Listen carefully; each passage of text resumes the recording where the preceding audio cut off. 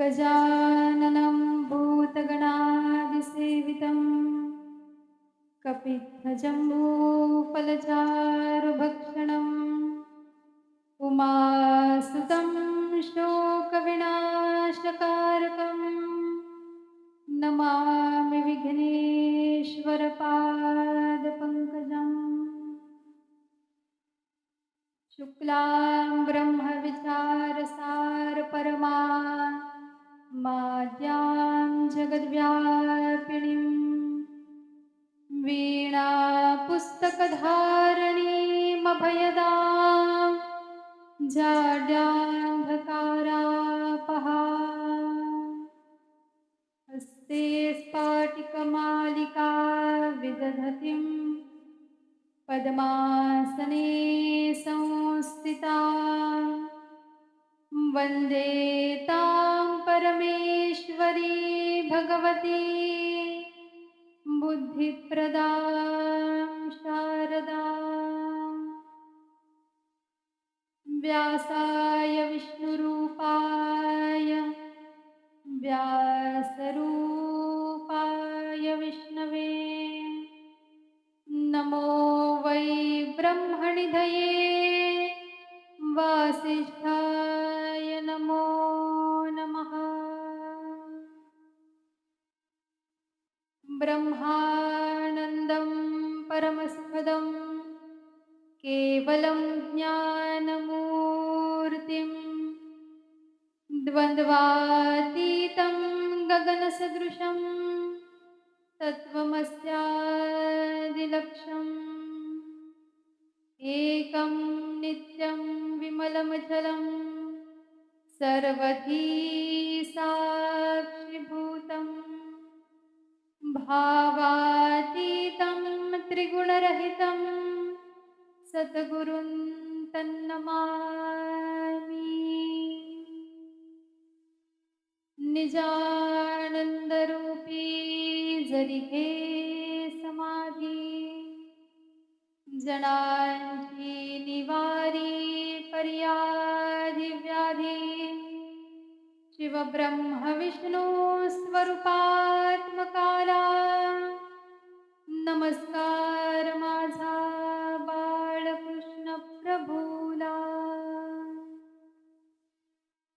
लोकाभिरामं रणरङ्गधीरं राजीवनेत्रं रघुवंशनाथं कारुण्यरूपं करुणाकरन्तं श्रीरामचन्द्रं शरणं प्रपद्ये।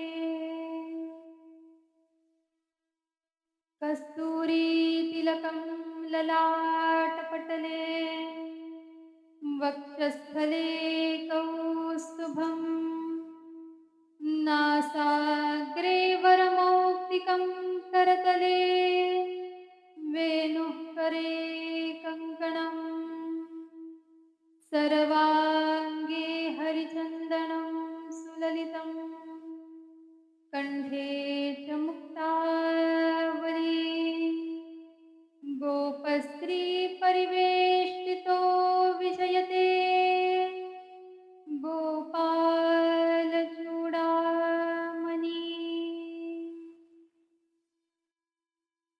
अजं रुक्मिणी प्राणसञ्जीवनन्तं परं धाम कैवल्यमेकं तुरीयम् प्रसन्नं प्रपन्नार्तिहदेव देवं परब्रह्मलिङ्गं भजे पाण्डुरङ्गम्। मनोजवं मारुततुल्यवेगं जितेन्द्रियं बुद्धिमतां वरिष्ठं वातात्मजं वानरयूथमुख्यं श्रीरामदूतं शरणं प्रपद्ये। कैलासराणा शिवचन्द्रमौळी फणीन्द्रमाथा भ्रुकुटी झळाळी कारुण्यसिन्धू भवदुःखहारी तुझवीण शंभो मज कोण तारी.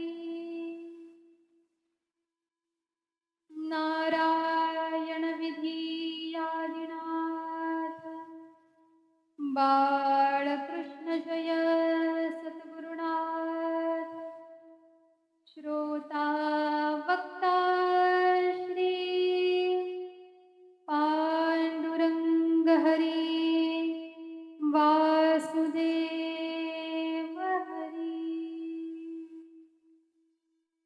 ज्ञानेशु भगवान विष्णु निवृत्तिर्भगवान हरः. सोपानो भगवान ब्रह्मा मुक्ताख्या ब्रह्मचित्कला. ओम नमो ज्ञानेश्वरा. करुणाकरा दयाळा. तुमचा अनुग्रह लाभलो पावन झालो चराचरी. जयांचे केलिया स्मरण होय सकल विद्येचे अधिकरण. तेची वंदोनी श्री चरण श्री गुरूंचे. ते नमस्कारोनी आता.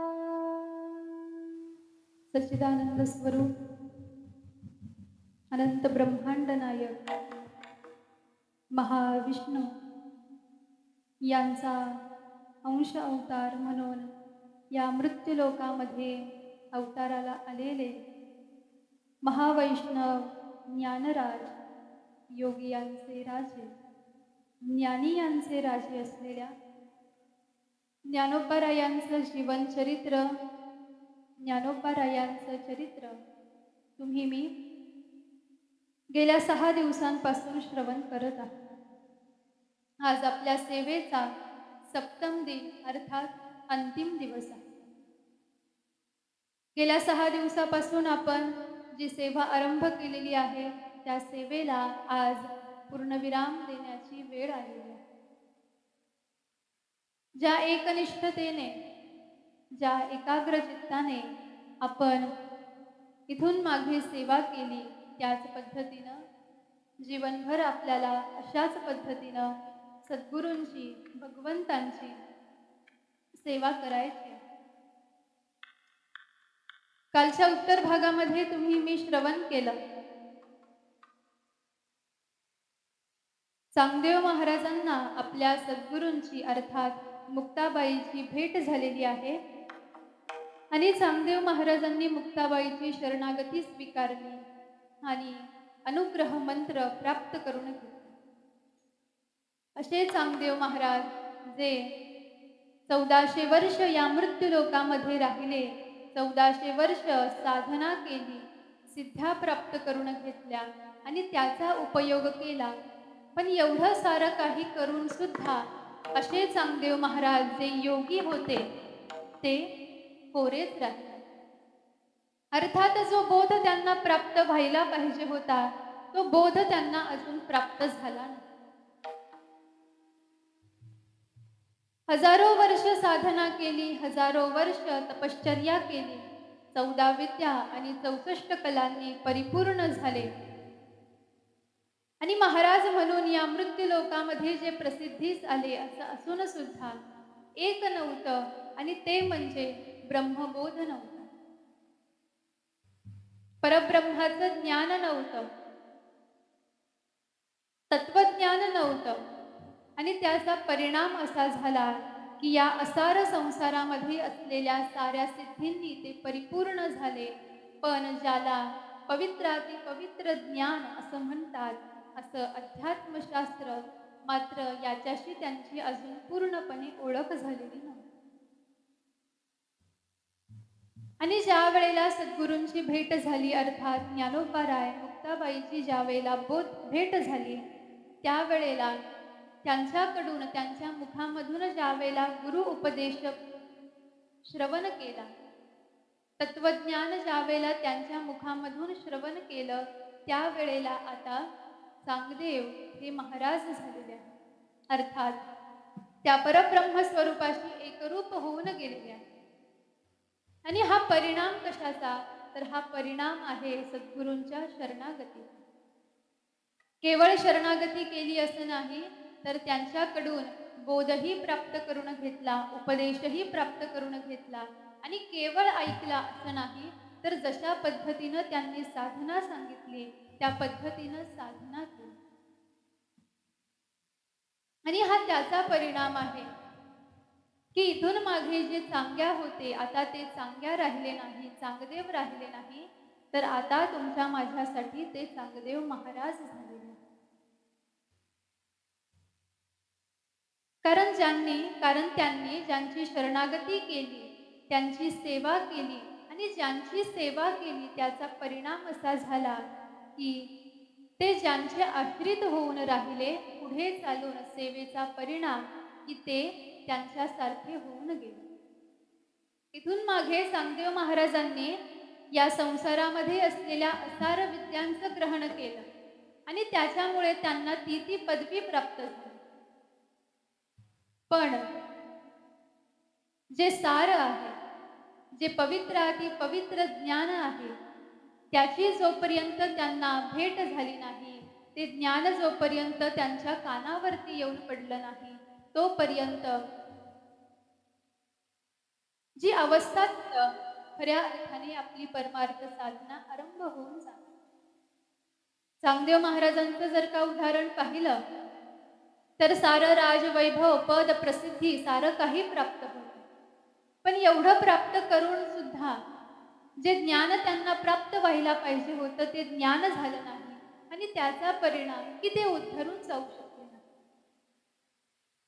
पण ज्या वेळेला ते ज्ञान प्राप्त झालं, त्यावेळेला चांगदेव महाराज म्हणतात की मी आता जरी या मृत्यू लोकामध्ये तुम्हाला दिसतो आहे ना, तरी सुद्धा मला माहित आहे की माझ्या मुक्ताबाईच्या कृपेनं मी आता मुक्त झालेलो आहे, जीवनमुक्त अवस्था मला प्राप्त झालेली आहे. आणि हाच बोध तुम्हाला मला सुद्धा या ठिकाणावरती ग्रहण करायचा आहे की अनेक संत, अनेक महात्मे ज्या वेळेला या पदावरती जाऊन पोहोचतात, त्या पदावरती जाण्यासाठी, ती साधना करण्यासाठी त्यांनी सर्वप्रथम काय केलं? सर्वप्रथम ते गुरु आश्रित होऊन राहिले, सर्वप्रथम त्यांची सेवा केली, आणि मग तदनंतर आपले सद्गुरू ज्या अवस्थेवरती स्थित झालेले आहेत, त्या अवस्थेवरती आपल्या सद्गुरूंनीच त्यांना तिथं स्थापित केलं. परंतु नामदेव महाराजांचं चरित्र जर का तुम्ही मी पाहिलं तर लक्षात येतं की पूर्णपणे विरुद्ध आहे. कशामुळे? पहा, लक्षात घ्या, आपण परमार्थ साधना कशासाठी करतो? आपण नामगायन कशासाठी करतो? आपण भजन, कीर्तन, प्रवचन कशासाठी करतो? तर याला सहज उत्तर आहे, भगवंतांची भेट व्हावी म्हणून आपण हे सारं काही करत असतो. भगवंत माझ्यावरती प्रसन्न व्हावेत म्हणून आपण हे सारं काही करत असतो. परंतु नामदेव महाराजांचं जर का चरित्र तुम्ही मी पाहिलं तर लक्षात येईल की नामदेव महाराजांवरती तर भगवंत लहानपणापासूनच प्रसन्न होते. केवळ प्रसन्न होते असं नाही, तर ज्या ज्या वेळेला नामदेव महाराज भगवंतांचा धावा करतील, आवाज देतील, त्या वेळेला भगवंत त्यांच्या समोर सगुण साकार होऊन दर्शन द्यायचे, त्यांच्यासोबत प्रसाद ग्रहण करायचे, सोबत खेळायचे, अनेक गप्पा दोघजण मारायचे. मग जी सिद्धी प्राप्त करून घेण्यासाठी तुम्ही मी भजन करत आहोत, जी सिद्धी प्राप्त करून घेण्यासाठी नामदेवरायांनी तुम्हाला मला भजन करायला सांगितलेलं आहे, ती अवस्था, ती सिद्धी तर नामदेव महाराजांना पूर्वीच प्राप्त झाली होती, जी बालपणापासून.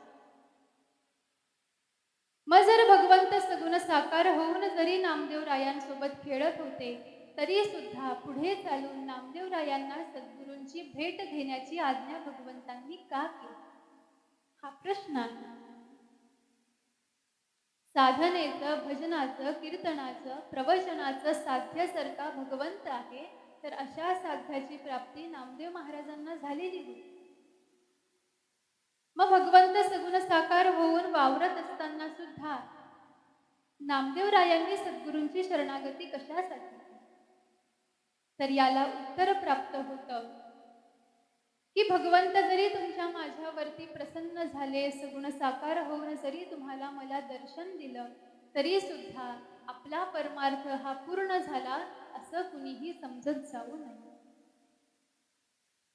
साक्षात्काराचे प्रकार अनेक वर्णन करून सांगितले आपल्या शास्त्रामध्ये. एक साक्षात्काराचा प्रकार सांगितला की स्वप्नामध्ये भगवंत गुरु आपल्याला दर्शन देऊन आपल्यासोबत काहीतरी हितगुज करतात, तर समजून घ्यावं आपल्याला भगवंतांनी साक्षात्कार दान केलेला आहे. भगवंत तुमच्या माझ्यावरती प्रसन्न झालेला. हा एक प्रकारचा साक्षात्कार सांगितला. दुसरा, आपण देवघरामध्ये आपल्या विराजमान असलेल्या भगवंतांचे पूजन करत असताना जर का एकाएकी त्या मूर्तीमधून जर का भगवंत सगुण साकार होऊन प्रगट झाले आणि दर्शन दिलं, तर हा झाला द्वितीय क्रमांकाचा साक्षात्कार. असे अनेक भक्त आहेत की ज्यांच्या समोर भगवंत प्रगट झाले. भगवंतांना ज्या वेळेला आपल्याला दर्शन द्यायचं असेल, त्यावेळेला भगवंत आपण जी साधना करत आहोत त्या साधनेच्या माध्यमातून दर्शन देत असतात. स्वप्नामध्ये येऊन दृष्टांत दान करत असतात. पण एवढं सारं जरी तुमच्या माझ्यासोबत घडलं, तरी कुणीही असं समजत जाऊ नये की आता आमचा परमार्थ हा पूर्ण झालेला आहे आणि आता आम्हाला भजन कीर्तन करण्याची काही आवश्यकता राहिली नाही. असं का समजत जाऊ नये? तर याला उत्तर दान करतात की जरी भगवंत सगुण साकार होऊन तुमच्या माझ्यासमोर प्रकट झालेले असले, तरी सुद्धा जो बोध, जो उपदेश की या संपूर्ण चराचरामध्ये, अणुअणूमध्ये, रेणूरेणूमध्ये तो परमात्मा व्याप्त झालेला आहे आणि ज्या वेळेला आपल्याला या सृष्टीमध्ये असलेल्या प्रत्येक जीवामध्ये त्या भगवंतांचं दर्शन होईल, त्याच वेळेला समजून जावं तुमचा माझा परमार्थ हा पूर्ण झाला. एक वेळ केवळ भगवंतांनी दर्शन दिलं म्हणून माझा परमार्थ पूर्ण झाला असं समजत जाऊ नये. तर ज्या वेळेला जिथे आपण पाहू, ज्या ज्या ठिकाणावरती तुमची माझी दृष्टी जाईल, त्या त्या ठिकाणावरती जर का भगवंतांचं रूप तुम्हाला मला दिसत असेल, तर मग समजून घ्यावं की आता आपण परिपूर्ण रीतीनं त्या अवस्थेला जाऊन पोहोचलेलो. नामदेवरायांसमोर भगवंत सगुण साकार होते, पण महाराजांना हा बोध प्राप्त झालेला नव्हता. उलट ज्ञानोबारायांचा जर का विचार केला, तर ज्ञानोबारायांना हा बोध प्राप्त झालेला होता की संपूर्ण चराचरामध्ये माझा परमात्मा व्याप्त आहे. आणि त्याचाच परिणाम की ज्ञानोबारायांनी रेड्याच्या मुखामधून वेद बोलावून लागले. या प्रसंगामध्ये आपण हे चिंतन श्रवण केलं. नामदेवरायांना हा बोध प्राप्त नाही. त्यांना एवढं माहीत होतं की माझे भगवंत माझ्यावरती प्रसन्न झालेले आहेत आणि ज्याच्यासाठी हे सारं काही करायला पाहिजे ते साध्य तर मला प्राप्त झालेलं आहे. पण भगवंतांना चिंता वाटत होती की माझ्या नाम्याला असं वाटतं की माझा परमार्थ आता पूर्ण झालेला आहे, आता मला कशाची आवश्यकता नाही. पण माझ्या नामाचा हा भ्रम आहे, हा भ्रम दूर व्हावा म्हणून काहीतरी लीला करावी असा विचार भगवंतांनी केला. आणि एक दिवस भगवंत आणि नामदेवराय गप्पा मारत होते. एवढ्या वेळामध्ये भगवंतांनी ज्ञानोबारायांची कीर्ती गायन करण्यासाठी आरंभ केला आणि मुक्त कंठाने भगवंत ज्ञानोबारायांबद्दल सांगायला लागले. म्हटले, माझा ज्ञाना माझा प्राण आहे, माझा ज्ञाना याने अशा अशा प्रकारच्या लीला केल्या, तू ऐकल्यास का? म्हटले ना आम्हाला. नामदेव महाराज म्हणतात, हो भगवंता, मी सुद्धा ऐकलेलं आहे. बालमूर्ती आहे म्हटले त्यांची, पण देहामध्ये एवढं सामर्थ्य आहे की अचल वस्तू सुद्धा ज्यांच्या कृपेनं चलायमान होते. भगवंत मुक्तकंठाने ज्ञानोबारायांचे निवृत्तीनाथांचे कौतुक करत आहे, कीर्ती गायन करत आहे. आणि नामदेव महाराजांना आता हे पटलं नाही. जरासा राग आला, कारण महाराजांना असं वाटायचं की भगवंतांचं प्रेम फक्त माझ्या एकट्यावरतीच आहे. माझ्या भगवंतांनी माझ्याशिवाय अन्य दुसरं कुणाचीही कीर्ती गायन करू नये, कुणाबद्दलही बोलू नये, कारण माझा भगवंत हा केवळ माझा आहे, असा भ्रम होता. आणि मग ज्या वेळेला भगवंतांनी असं वर्णन केलं, असं कौतुक केलं, त्यावेळेला भगवंत म्हणायला लागले, म्हटले, नामा, मला असं वाटतं तू सुद्धा माझ्या ज्ञानेश्वराची भेट घेऊन ये. पहा, तो आळंदीमध्ये आहे, चारही भावंड तिथं राहतात, आणि माझा असा विचार आहे की तू त्यांची भेट घ्या. तू जर का त्यांची भेट घेण्यासाठी गेलास तर मला अतिशय आवडेल. तू जा म्हटलं. माझी इच्छा, नामदेवरायांची इच्छा नव्हती, पण भगवंतांची इच्छा होती. भगवंतांनी आज्ञा केली होती, आदेश केलेला होता, म्हणून नाईलाज झाला आणि नामदेवराय आळंदीमध्ये येऊन पोहोचले. आळंदीमध्ये आल्यावर पाहतात, आसनावरती ही चारही भावंड विराजमान झालेली आहेत. त्यांच्याच बाजूला अनेकानेक महात्मे, साधू संत विराजमान झालेले आहेत. आणि या साऱ्या संतांच्या भगवत चर्चा आरंभ होऊन गेलेल्या. चर्चा अतिशय रंगामध्ये आली आणि एवढ्या वेळामध्ये त्या सभेमध्ये नामदेव महाराजांचं आगमन झालं. नामदेव महाराजांना आलेलं पाहिलं. निवृत्तीनाथ म्हणतात, म्हटले, पहा, आज आपल्या साऱ्या संतांचं भाग्य उदयास आलं आणि साक्षात नामदेवरायांसारखे भगवंतांचे प्रिय भक्त आपल्याला दर्शन देण्यासाठी आपल्यापर्यंत येऊन पोहोचलेले आहेत. हे कौतुक ज्या वेळेला नामदेव महाराजांनी ऐकलं, त्यावेळेला मनामध्ये जरासा अहंकार उत्पन्न झाला. मी भगवंतांचा सर्वात लाडका प्रिय सखा आहे, प्रिय भक्त आहे. जसं मला माझ्या भगवंतांशिवाय करमत नाही, तसं भगवंतांना सुद्धा माझ्याशिवाय करमत नाही. या गोष्टीचा जरासा अहंकार उत्पन्न झाला. निवृत्तीनाथ आपल्या आसनावरून उठले आणि नामदेवरायांना नमस्कार केला. त्यांच्या चरणावरती मस्तक टेकवले. ही कृती घडल्याबरोबर नामदेवराय विचार करतात, निवृत्तीनाथांनी माझं दर्शन घ्यायलाच पाहिजे, कारण मी भगवंतांचा प्रिय सखा आहे. सदैव भगवंत माझ्यासोबत वावरत असतात. ज्या ज्या वेळेला मी भगवंतांना आवाज देईल, त्या त्या वेळेला माझा परमात्मा माझ्या समोर प्रगट होतो. आणि म्हणून मी सुद्धा या साऱ्या संतांपेक्षा ज्येष्ठ आहे, श्रेष्ठ आहे. निवृत्तीनाथांनी नमस्कार केला. नामदेवरायांनी परत त्यांना नमस्कार केला नाही. निवृत्तीनाथांना काहीच वाटलं नाही. ज्ञानोबाराय उठले, नामदेव महाराजांना नमस्कार केला. नामदेव महाराजांनी परत नमस्कार केला नाही. सोपानदेव उठले, नामदेव महाराजांना नमस्कार केला.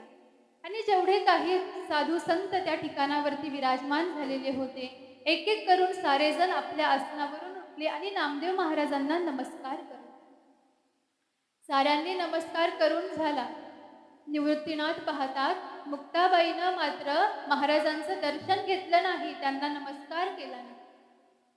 आणि निवृत्तीनाथ म्हणायला लागले, म्हटले, मुक्ता, अगं, नामदेव महाराजांसारखे श्रेष्ठ भक्त, श्रेष्ठ संत आपल्याला दर्शन देण्यासाठी आपल्यापर्यंत येऊन पोहोचलेले आहेत. अशी ताडाच्या झाडासारखी उभी काय राहिलीस? वाक म्हटले, दर्शन घे त्यांचं. त्यावेळेला मुक्ताबाईनं नामदेव महाराजांना पायाच्या अंगठ्यापासून ते मस्तकाच्या शेंडीपर्यंत निरखून पाहिलं.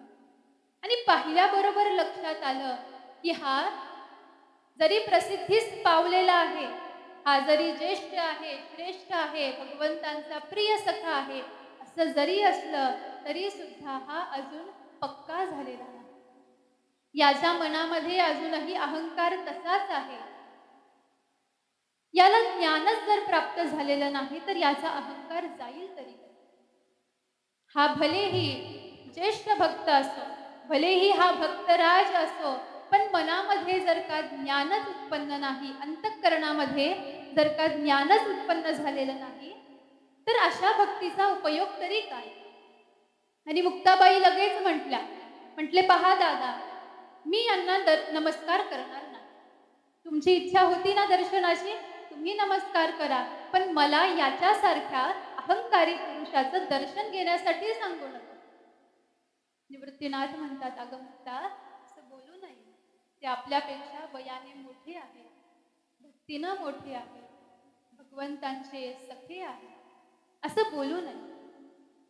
त्यावेळेला मुक्ताबाई म्हटले, दादा, पुरे करा, पुरे करा म्हटले या भक्ताचं कौतुक करणं. हा कसा आहे ना, हे मला पूर्णपणे कळालेलं आहे. आणि जर नाहीच तुम्हाला विश्वास बसत तर घ्या म्हटले याची परीक्षा. मला माहित आहे, हा नामा दिसायला जरी असा असला, दिसायला जरी भक्त असला, तरी सुद्धा मनामध्ये ज्ञानाचा अजून जरा सुद्धा अंश नाही. आणि ज्ञानच नाही तर अशी भक्ती तरी काय कामाची? आणि ज्ञान नसल्याचा परिणाम की अहंकार उत्पन्न झालेला आहे आणि त्याचंच दर्शन म्हणजे हे नामदेव महाराज. मुक्ताबाईच्या मुखामधून अशी परखड शब्द ऐकली, नामदेव महाराजांना सहन झालं नाही, अहंकार दुखावला गेला. आणि नामदेव महाराज विचार करतात की काय मला दुर्बुद्धी सुचली आणि मी इथं येऊन बोलतो. माझ्यासारख्या संतांचं दर्शन घेण्यासाठी सारे पंढरपूरवासी लालायित झालेले असतात, आतुरतेनं माझी वाट पाहतात आणि मी स्वतःहून जर का यांच्याजवळ जाऊन पोहोचलेला आहे तर या मुक्ताला माझं येणं सुद्धा सहन होत नाही.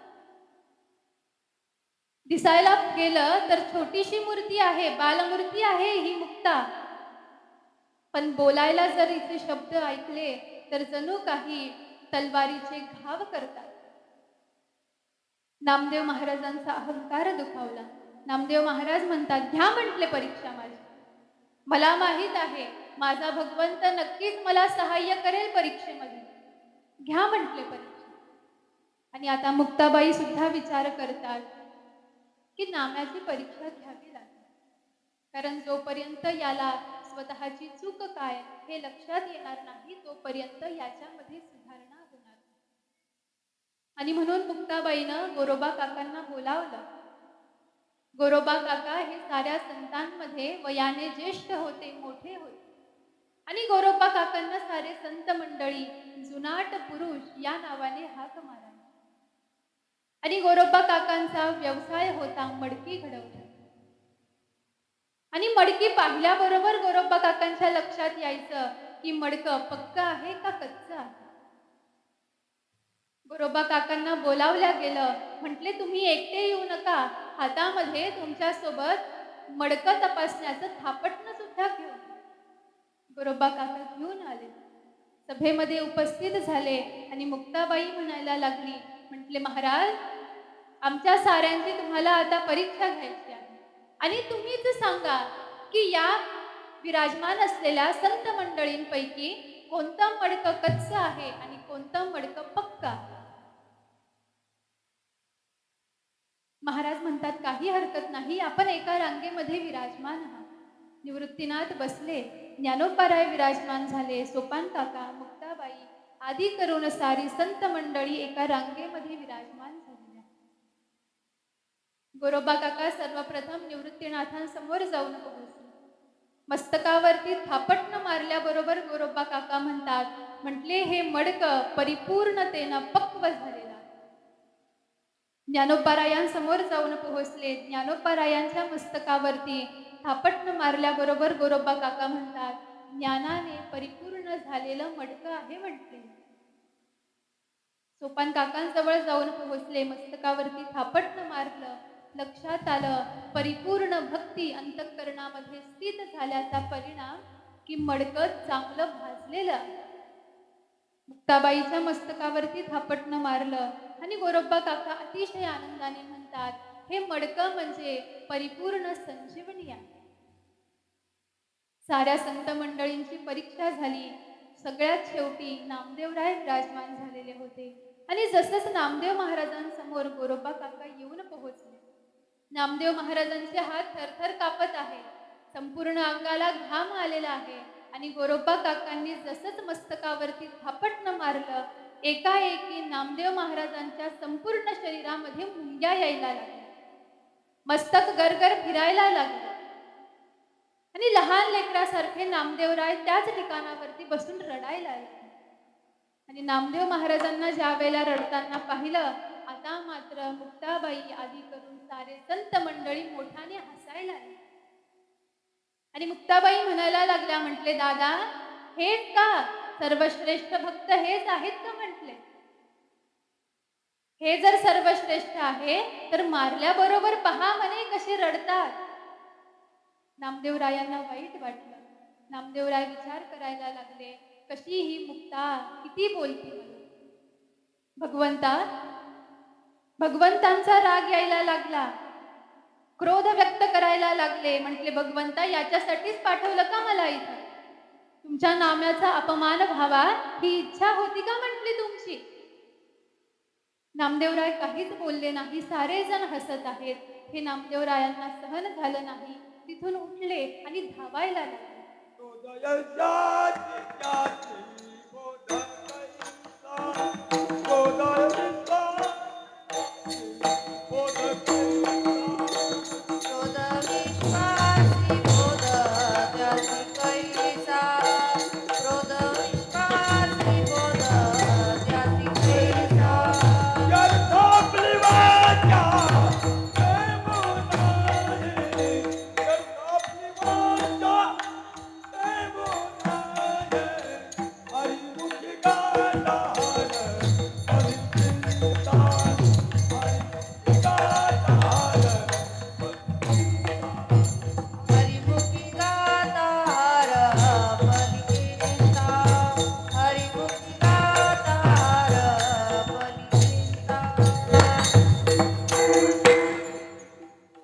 नामदेवरायांना धावताना पाहिलं आणि मुक्ताबाई म्हणायला लागल्या, म्हटले, हा पहा निगुऱ्या भगवंतांसोबत खेळतो, वावरतो, सारं काही करतो, पण अजून सद्गुरूंची शरणागती केलेली नाही आणि त्याचाच परिणाम एवढा अहंकाराने पूर्ण भरलेला आहे.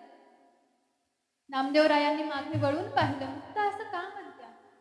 काहीच बोलले नाही. मस्तकावरती आपले दोन्ही हात ठेवले आणि धावायला लागले. आणि मुक्ताबाई त्यांचा उपहास करते आहे. पहा म्हटले, कच्च मडकं, कच्च मडकं. पहा म्हटले, हे कच्च मडकं कसं पळतं आहे. नामदेवरायांना काहीच सहन झालं नाही. धावत धावत धावत धावत पंढरपूर क्षेत्रामध्ये येऊन पोहोचले आणि सरळ गर्भगृहामध्ये प्रवेश केला आणि भगवंतांना मिठी मारली आणि लहान लेकरासारखं रडायला लागले.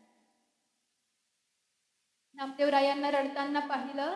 भगवंत विटेवरून खाली उतरले, महाराजांना आलिंगन दान केलं आणि म्हणतात, नामा काय झालं बेटा रडायला? नामदेव महाराज जरासं बाजूला सरकले आणि म्हणतात, भगवंता कशासाठी हो तुम्ही मला तिथं पाठवलं? तुम्हाला माझा अपमान करून घ्यायचा होता का? तुम्हाला माहित नाही का म्हटले ती मुक्ता कशी आहे? जणू काही एखाद्या तिखट मिरची सारखं तिनं माझ्यावरती वार केली. तिच्या शब्दाची धार पाहिली म्हणे मी, किती परखड बोलते ती. आणि भगवंता माझं काय चुकलं? मला माहित आहे तुम्ही माझे प्राणसखे आहात, तसा मी सुद्धा तुमचा प्राणसखा आहे. तुम्हाला माझ्याशिवाय करमत नाही. आपण दोघं जण सोबत खेळतो, सोबत वावरतो. मग निवृत्तीनाथांनी माझं दर्शन घेतलं, नमस्कार केला. मग मी नाही म्हटले निवृत्तीनाथांचं दर्शन घेतलं, मग यात माझं काही चुकलं का? त्यावेळेला भगवंत हसतात आणि भगवंत म्हणतात, नामा तू खरंच कच्चाच आहेस रे. मुक्ताबाई काय म्हटली तुला आठवतं का? नामदेव महाराज म्हणतात, हो म्हणे भगवंता, मी ज्या वेळेला धावत होतो ना त्यावेळेला मुक्ताबाई मला म्हणाली, पहा म्हटले हा कसा निगुऱ्या पळतो आहे. मला निगुऱ्या म्हटली तू. भगवंता मी निगुरा आहे का? निगुरा अर्थात की ज्याने गुरु केलेला नाही असा. भगवंता तुम्हीच माझे गुरु आहात, तुम्ही जगताचे गुरु आहात. मी तुमची शरणागती स्वीकारतो. तुम्ही माझ्यावरती अनुग्रह करा, म्हणजे जेणेकरून मुक्ताबाई मला परत कधी निगुऱ्या म्हणणार नाही. भगवंत म्हणतात, नामा मी तुझा गुरु नाही होऊ शकत.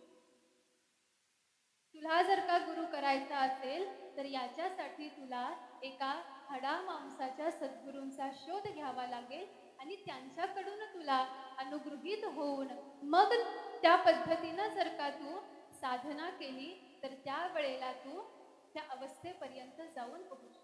त्यावेळेला तू पक्का होशील. आता सध्या तू कच्चा आहे.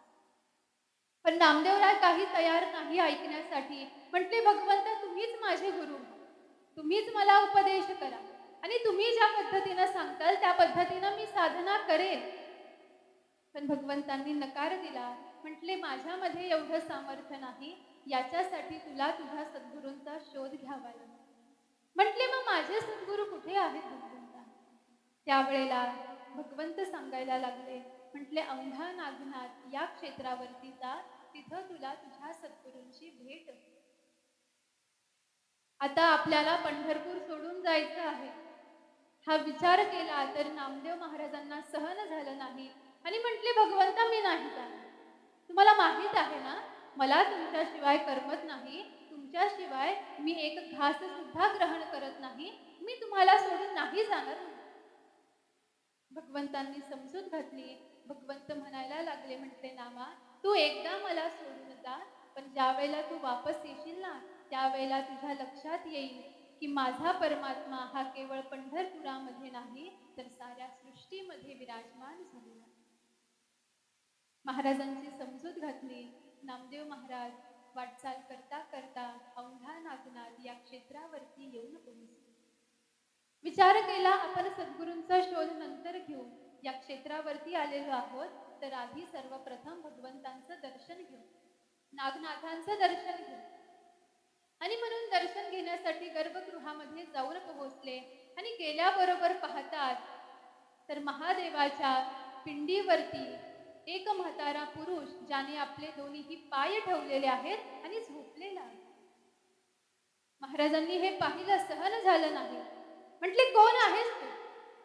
तुला माहित नाही का, हे भगवान सांब सदाशिव या ठिकाणावरती विराजमान झालेले आहेत. नागनाथ भगवंत लिंगाच्या रूपाने विराजमान झालेले आहेत आणि या पिंडीचं आपण सारेजण दर्शन घेतो आणि तू यांच्याच मस्तकावरती आपले दोन्ही पाय ठेवलेले आहेत आणि झोपलेला आहेस.